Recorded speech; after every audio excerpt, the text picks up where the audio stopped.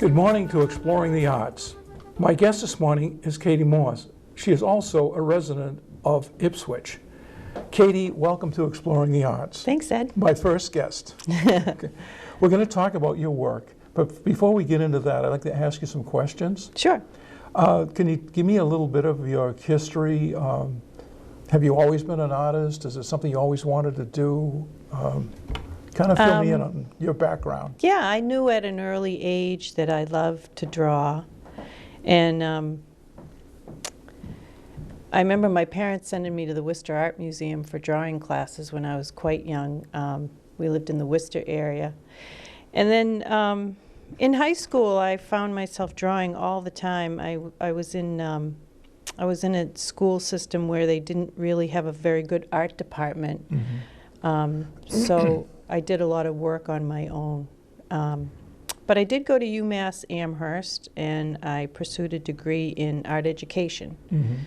So while I was at UMass, I was encouraged to take various kinds of art, including I did some silversmithing, and I did some bronze casting and silkscreen printing, some ceramics, just a broad range of disciplines and learning the process of creating art in different forms. Mm-hmm. Yeah.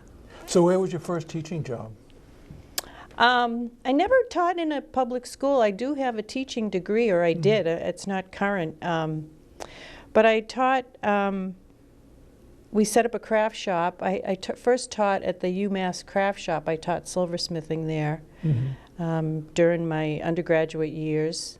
So silversmithing rather than drawing and painting, that's interesting. Why? Did you like making jewelry? Or? I actually was very interested in the process. I took oxyacetylene welding, heliarc welding. I loved metals for a long time. I loved working in metals, big scale, and then also jewelry work, which is very small scale. But always I loved painting, and I had a wonderful teacher at Amherst College named Carl Schmaltz. He was a student of Elliot O'Hara, who was quite well-known watercolor painter. And so for a long time, watercolor was my passion. You brought in a lot of it. Yeah. And you know, I can remember a lot of frustration with oil painting because for me it just wouldn't dry quick enough. Right. So I would switch to acrylics instead because it was so quick. Yeah, it takes some getting used to. I loved watercolor because when I was young I moved a lot, and then as I had a family later in life, watercolor was great because you could clean it up and get rid of it pretty quickly so the children wouldn't get into it. But oils is something I really just started doing seriously in the last 3-4 years. Wow. Yeah. Okay. Let me show one of your oils here. This is kind of interesting. I'll hold this up. Can you tell us about this particular painting? That's one of my favorite places. That's down at the end of Argilla Road on the way to Crane Beach, where I spend a lot of time just walking. I love to go in the summer, but even in the winter, we walk the dog down there. It's just a constant source of inspiration, Crane Beach and the marshes down. When you paint something like this, do you paint on scene, or do you take a photograph and bring it home and work on it? Well, how do you develop the painting?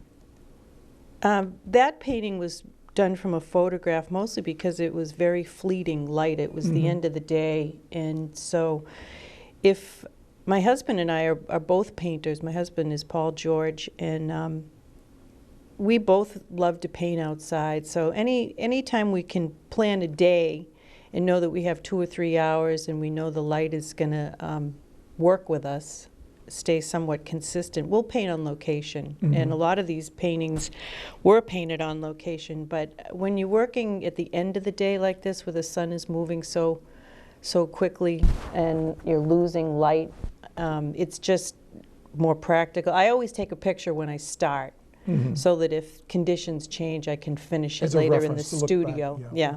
So would you finish this at the studio rather than on site? Right. You'd really kind of sketch it in, get your exactly. ideas down. Yeah. Yeah.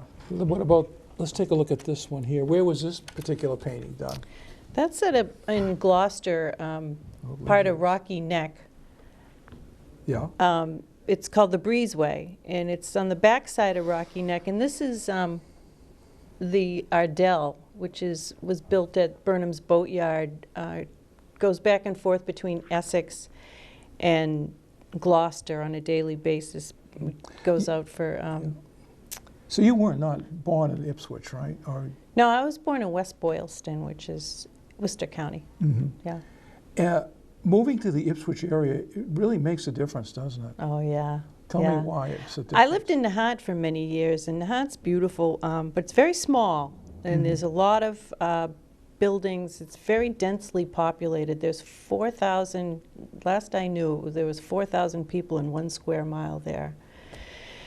And when my children were getting ready to go away and go to college, I was divorced at that time, and I was going to be alone, and I really searched for a place that I was going to be happy to live the rest of my life, and settled on Ipswich because it's just so beautiful, the horse farms and the open spaces and the river and the ocean, and it's really just got it all. Yeah. Yeah.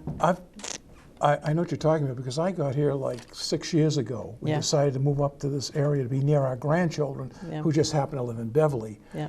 And I fell in love with the light up here and the ruggedness of the coast and the lighting. And I'm a majorly a cartoonist, but I ended up started painting this area. I couldn't help myself because I saw so many wonderful things around the Gloucester area. Yeah, it's very rich. And it's very rich. And you don't realize that unless you come to it from outside. Yeah. Yeah. Let's take a look at this one here. That's a little dory that was caught up in the low tide at Lanes Cove in Gloucester. And it's a beautiful, I don't know if you know Lanes Cove, but people who know Lanes Cove know that boat. Still there. It's a funny thing. It's a very common image, but yeah, I love here the way the tide was going out, and there's just a little piece of light under that boat that gives you the sense that it's sitting up on the rocks. What about composition? Do you pay a lot of attention to composition before you start your painting? I've learned a lot about composition. It was a mystery to me for a long time, but I have studied with Betty Lou Schlem for a while. My husband is a great teacher. As much education as I had, doing daily critiques of your work when you're working and having a fresh critique every day. We critique each other's paintings, and he's got a lot of experience teaching, so I've learned quite a bit about composition. Okay, this is interesting. Now, he critiques your work. Do you ever fight over it? Do you ever get nasty with one another over critiquing the work? No, because it's all really subjective. It is, okay. Yeah. Okay. If you see something in his work that you're not happy with, can you say that? Very delicately. Very delicately? I'll tell you a funny story. My wife, if she likes something I've done, I know it's bad. Reverse psychology. And if she hates it, I know I've got a winner. All right. These are local. This is unframed, but that's the tree down at the Cox Reservation in Essex. There's an apple tree down. And what was it about this that perked your interest? Why'd you want to paint this? Well, you know, I had never seen that tree in blossom, and I realized it was an apple tree. It's one tree that sits on that marsh, and everyone paints it. A lot of people paint at the Cox Reservation, and David Curtis runs a workshop there on Saturdays, and everybody paints that tree from different angles, but I had never seen it in bloom. Wow. So that's what caught my eye that day. I think I painted it once too. In bloom? Yeah. No, not in bloom. I just painted it because I liked it. It's an old tree, so it doesn't have a lot of life left to it. But now that was painted on a January day. We had a mild January day last year, I believe. And we went down to the end of Island Road off of 133, and we're painting just the marshes, the beautiful warm tones of the marshes, and this guy came down and got in his boat and went out clamming. So I I took some pictures of him real quick before he got away, and later on in the studio I put the clamor in with I think with it gives boat. I really like that. Yeah. Do you like putting figures in your work? I'm starting to do more of it. It's a little scary. I really like including the figures into my work. Yeah. Because I've always I've been more into figures than I have landscape. So Yeah. for me, coming up here, I've literally discovered landscape. Yeah. And Yeah. I'm just literally learning how to deal with it. I know. You It's know? it's a beautiful thing because you learn everything from every painting. You learn something new. You do. Let me. Speaking of figures, you could. I'm going to that's hold a this sort one. of an interesting yeah. one. Let's take a look at this one here. That's a little different. It is. It's really quite different. I noticed it right away. Yeah. Because I'm kind of drawn to the figure, and I Yeah. saw this. I love that Yeah. painting. That was actually Can we see a that photograph Oh, there we go. that I think was from a magazine or something, and there's a nice dynamic between the male and the female figure. Yeah, there is. And I can see him looking at that lady walking down the steps there and looking at her saying, wow, man, she is beautiful. yeah, And then this white area you have over here, where is it, right here? yeah. How did this come from? That's a beautiful dynamic, the way you've got that Yeah. composed in there. Well, it's a rainy day, and that's a reflective tile Oh, is it? surface. Yeah. Now, is she stepping out into an area? She's coming down a flight of stairs. Yeah. Okay. And I think it's a public piazza or something in Italy. But Oh, you did this in Italy? no, but I think the picture was taken in Italy. Oh, okay. I see. I did that from a photograph. Okay. It was just something I was trying to work on figures, and that just caught my eye. That image. Yeah. Yeah. I love it. Really nice. In terms of landscape, when you go to do a landscape, what is it about the particular area you're looking for? What do you want when you're looking at something? What grabs your interest, your eye when you're out there? Oh, it's always different.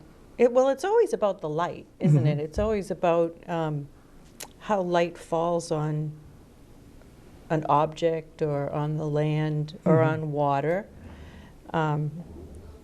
That's always what you're chasing when you're painting. I'm interested. Is there anything that you find really challenging that you haven't really been able to achieve? You said like water.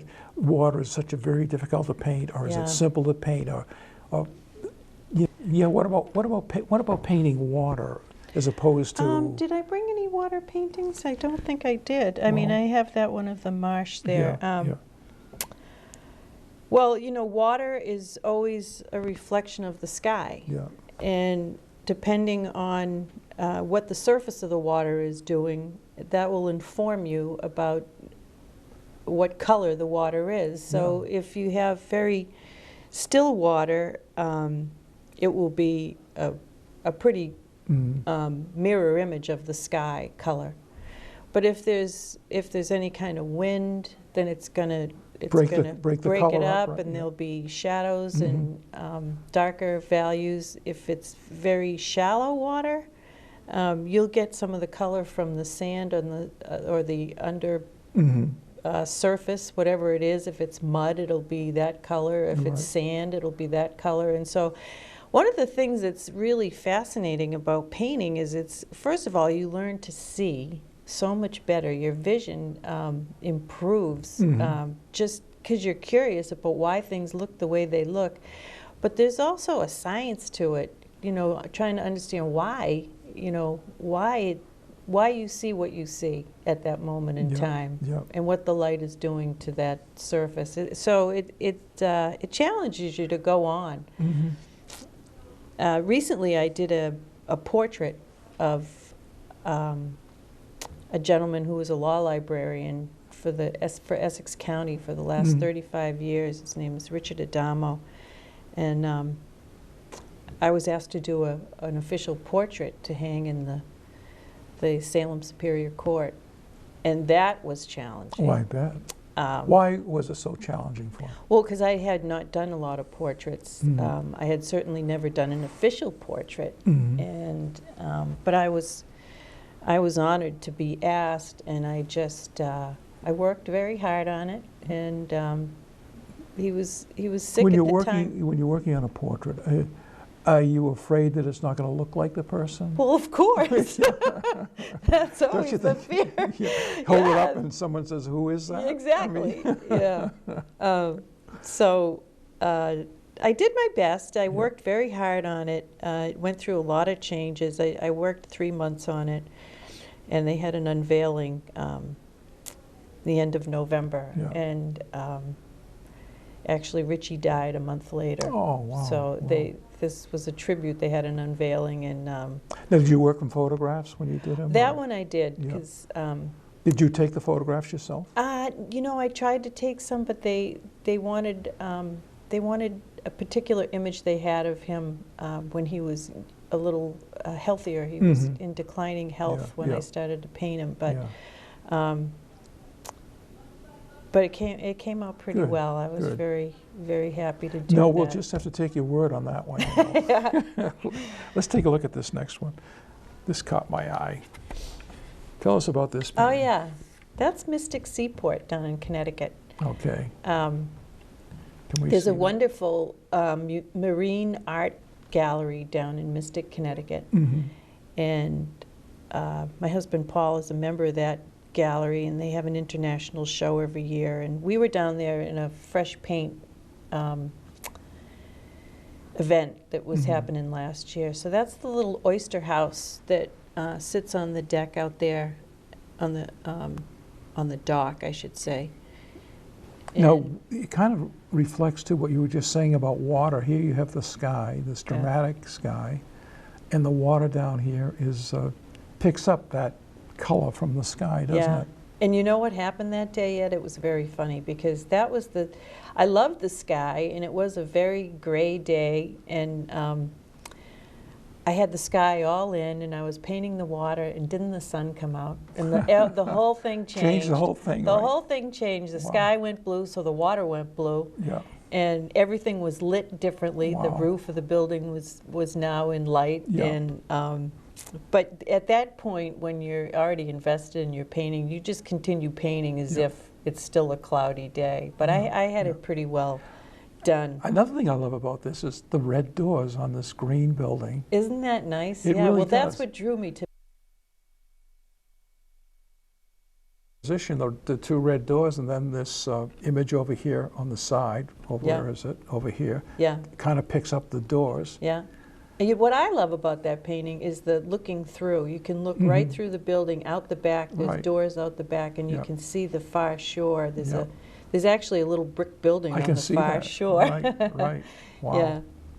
Lovely. I don't know if you want to talk about these other two paintings. That's looking from Thunder Hole. If you know Thunder Hole, it's this big cavern in the rocks that when the tide comes in, it gets caught up underneath the rocks and makes this big thundering sound when the waves crash into it. So that's standing at Thunder Hole. So when you go on a trip, right, do you always bring your painting? Oh, absolutely. When you travel with Paul and George, you bring your paints. Now, when you sit down in a restaurant and you doodle on the napkins? And I do, yeah. Yeah, absolutely. Does Paul do the same thing? So sometimes. you don't even have to talk to each other? Sometimes we do. I do cartoons of him quite a bit. Oh, I do. that's good. Yeah. That is dramatic. That is dramatic. Well, I'm a big fan of that last light of day. You know, the first light in the morning and the last light in the evening is always this warm, it has this warm pink, yellow, orange, God, it goes through a whole spectrum of those warm colors at the end of the day. And so I had seen this big cloud mass moving in. I took a lot of pictures of it, and I changed it many, many times. But the other thing I love is the tops of the trees were lit by the sun, right? By the late day sun, and so it was the fall, so they were this sort of burnt sienna color, and they were lit up underneath this big glorious cloud. It's challenging to paint things like that, you know. Did you happen to notice this morning when you got up? I got up like at 6 this morning. the sky was so red. Did you notice it? No. Oh, it was beautiful. No. Unfortunately, it doesn't last long. I know. You have to be on your toes. Yeah. My daughters have told me that one of the greatest gifts I've given them is to look up at the sky, because it's there all the time. Yeah. There's a show going on all the time, but we're so busy That's looking true. at everything else That's true. and being in our own heads. Mhm. There's so many visual, beautiful things, but we're too busy to look. Mm-hmm. Yeah. Now, when you go off traveling, what do you take with you for your equipment? Do you take oils with you, or do you We take? do. You do. Yeah. Okay. I mean, for Yeah. a long time we both painted watercolor, but now we're both pretty invested in oil painting, Mhm. and so everything fits into I have a painter's box that pretty much everything fits into. It fits into a bag. We have a folding easel that's Mhm. pretty durable. You bring a hat, you bring some sunscreen, And big- that's it, huh? big bottle of water. Make sure you got all your brushes and Yeah. yeah. Yeah. And so we've been doing a lot more plein air painting, the two of us. Mhm. Last year we were in an event called Plein Air Vermont out in Bennington, Vermont. It's a 4-day event. And that was really fun. There were some people from Gloucester that we knew, but there were people from all over the country. It was 38 painters. And so now we're kind of plugged into this plein air painting. There's a magazine that tells you where the different events are going on. So we're going to enter some more of those things. Many of them are juried. You have to get juried in. But you meet all these painters who are all doing the same thing. You show up, you set up, you paint the day, and boy, what a great way to spend the day. Yeah. Amazing. Yeah. Amazing. Oh, that's beautiful. Yeah. I love that. It's like in shadow, isn't it? Yeah.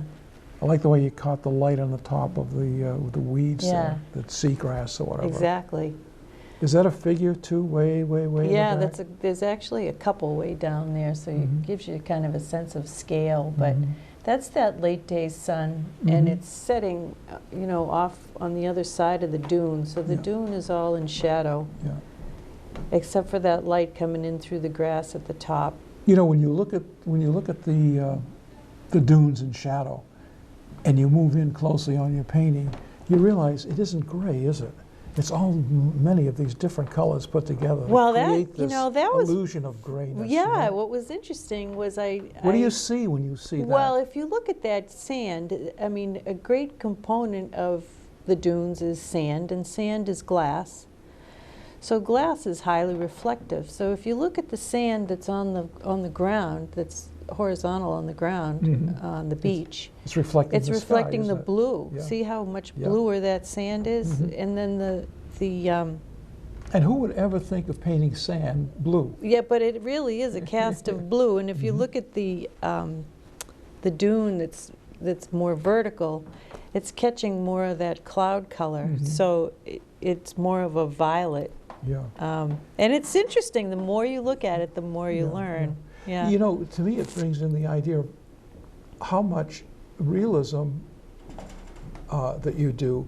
When you really examine closely your work, you realize that it's not just realism. There's a lot of abstractionism in your work. Round it up. How you? Well, listen. We have one more piece. Can we take a look at this, which is quite different than your other works? This is a still life. Yeah. Right? This is. I'm this not the even way it sure which way it goes, to tell you the truth, because Okay. I painted that out of my head. Ah, and how do you do that? I just felt like just looked I at just nothing, you felt just- like painting. Ah. I just felt like painting something So now we know what's without in your any head. parameters, really. Ah. I just started with that rose in the middle. And you had no rose in front of you? Just No. This is a memory of a Yeah. rose? Or wow. Yeah, rose in the middle. And you had no rose in front of you? Just No. This is a memory of a Yeah. rose? Or wow. Yeah, I just wanted to be free to paint, Here paint again, some the- flowers yeah. and The composition is really lovely. your mind is rich, Yeah. with Your with mind is rich. with, I don't want to with go too far imagery. there. But you kind of paint instinctively at Yeah. that point. Yeah. Yeah. Your instincts will tell you Okay. what colors to use and where to put things. Okay. Yeah. I just want you to know this has been a lot of fun for me today Yeah. to interview you, and Me I'm too. totally love what you do. Your work is just beautiful. Thanks, Ed. Now, if people want to find out how to get in touch with you, or they might want to buy something you've done, how would they go about contacting you? I put most of my paintings on Facebook, to tell you the truth. It's just Kate Morse at Facebook. I think it's under Kate Morse Fine Art and George Gallery. Paul and I have a gallery up at Rocky Neck in Gloucester in the summertime. But if you look at Facebook and put my name in, you'll find me. Okay, very good. Yeah. That's a wrap. This is our very first show, and I couldn't have had a better person to share it with me. Thank you, Katie, so much. You're very welcome, Ed. My pleasure.